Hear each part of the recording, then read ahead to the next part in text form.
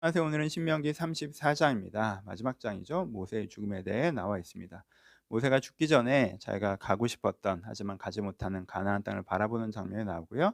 모세의 죽음에 대해 기록하고 있고, 그리고 모세에 대한 평가를 기록하고 있습니다. 모세에 대한 평가는 모세 이후에 그와 같은 선지자는 나타날 수 없다는 말에서 나타나는 말로 표현하고 있죠.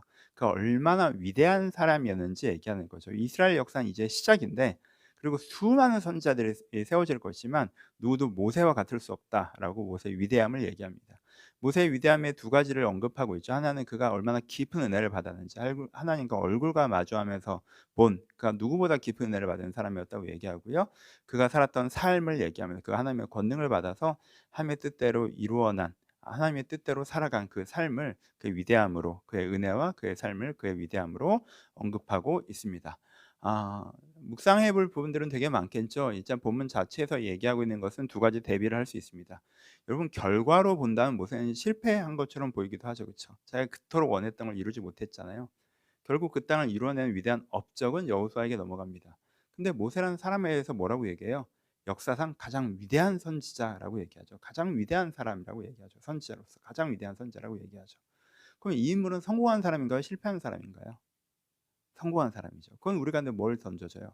인생의 성공이라고 하는 건, 인생의 어떤 목적이라고 하는 것은 내가 세상에서 뭔가를 이루어내는 것이 아니라, 그것이 영적인 것이라 할지라도 우리가 뭔가 이루어내는 것이 아니라 내가 어떤 사람이 되는가라는 것에 우리의 진정한 성공이 있다는 것을 이 장면이 우리 가운데 제시해주고 있습니다. 모세는 들어가지 못했습니다. 하지만 그는 역사상 가장 위대한 선지자였습니다. 그것이 우리 가운데 울림이 됩니다. 우리가 하나님의 뜻을 뭐 대단한 걸 한다, 뭐 어떤 걸 한다, 그것도 중요하죠. 의미가 있죠. 하지만 그보다 더 중요한 건 우리가 이 땅에서 무엇을 이루어내는가가 아니라 우리가 어떠한 사람인가, 어떠한 사람으로서 살아가는가 하는 것입니다. 우리가 어떠한 사람으로서 살아가는 것이 우리의 인생의 진정한 성공이라면 우리가 집중해야 되는 것은 두 가지가 있다고 얘기하죠. 깊은 은혜, 그리고 순종의 삶. 내가 하나님 앞에 정말 깊은 은혜를 받고, 내가 하나님의 은혜 속에 하나님께 주신 은혜를 좀 다 받고, 은혜를 거절하고 예배드리지 않고 기도하지 않고 그렇게 세속에 물려 이런 게 아니라 하나님의 깊은 은혜를 받고, 그래서 하나님께서 은혜 가운데 내게 살으라고 하신 그 삶을 깨달아 그 삶을 순종하며 살아가는 것, 이것이 우리를 진정한 인생의 성공으로 인도한다라고 본문 우리 가운데 보여주고 있다라고 저는 생각합니다. 그래서 모세를 통해서 인생의 진정으로 우리가 추구해야 될 것이 무엇인지 다시 한번 생각해보는 계기가 되셨으면 좋겠습니다. 신명기가 마무리됐습니다. 음, 너무너무 감사하고요. 신명기까지, 창세기부터 신명기까지 함께해 주신 분들에게 정말 정말 감사하고 수고했다고 말씀드리고 싶습니다.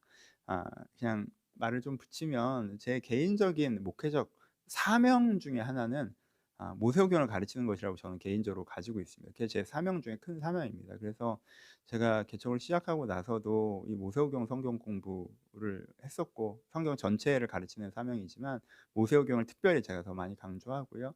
그리고 코코넛이라고 해서 제가 책도 썼었고, 되게 여러 가지로, 그리고 특강도 여러 번 했었고, 여러 가지로 모세오경을 여러분들 전하려고 되게 많이 노력했었는데, 사금의 시간을 통하여서 이제까지 제가 했던 어떤 프로그램보다 가장 많은 사람에게 가장 잘 전달됐다고 느껴서 개인적으로 되게 감동적인 의미 있는 시간들이었습니다. 여러분, 모세오경을 잘 이해하셔야 복음을 깊게 이해할 수 있습니다. 그리고 모세오경을 통해서 우리가 은혜를 받을 때 복음의 은혜가 여러분들 정말 젖어들 수 있다고 저는 생각하거든요.